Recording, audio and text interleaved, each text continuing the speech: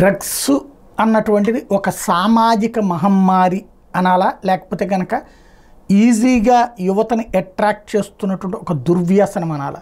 ఎక్కువగా అట్రాక్ట్ అవుతుంది యూత్. దానివలన జీవితం సర్వం నాశనం అవుతున్నటువంటి రోజులు. ఇట్లాంటి దశలో కీలకమైనటువంటి అడుగు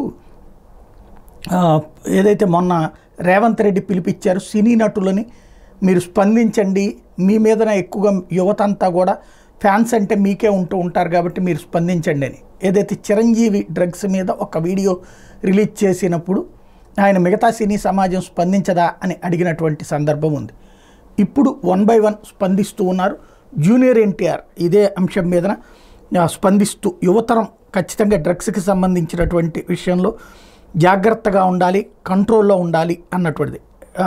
ఏదైతే ఇప్పుడు ఒక ఆస్పెక్ట్లో మంచి పని చేయించి ఉంటారు. ఎట్లాగంటే వీళ్ళు స్పందించట్లేదు. ఇప్పుడు దేవరా సినిమా రిలీజ్ ఉంది కదా, ఆ సినిమా రిలీజ్కి సంబంధించిన ఓకే చేసే ముందు ఇట్లాంటి వీడియో ఒకటి రిలీజ్ అవ్వాలని ఏమన్నా చెప్పారో ఏంటో తెలియదు. బట్ బాధ్యతాయుతమైన వ్యక్తే జూనియర్ ఎన్టీఆర్, లేదా తను సొంతగా ఆలోచించి చెప్పారా కానీ ఓవరాల్గా తాత్కాలిక ఆనందాల కోసం డ్రగ్స్ బారిన పడి జీవితాల్ని నాశనం చేసుకోవద్దంటూ జూనియర్ ఎన్టీఆర్ పిలుపునిచ్చారు. ఆయన ఏం మాట్లాడారు ఒకసారి విందాం.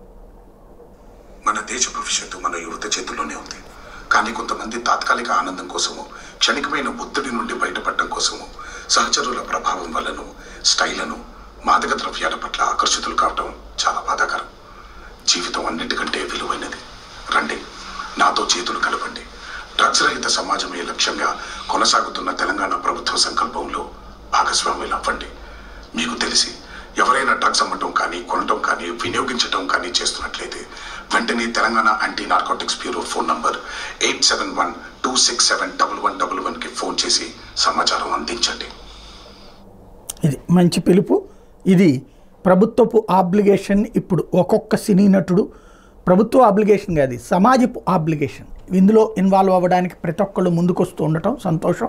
ఇప్పటికైనా మనం అభిమానించే నటులు డ్రగ్స్ వద్దంటున్నారు అన్న విషయాన్ని గుర్తుపెట్టుకుని యువతరం ఆ డ్రగ్స్కి దూరంగా ఉండాల్సిన అవసరం ఉంది.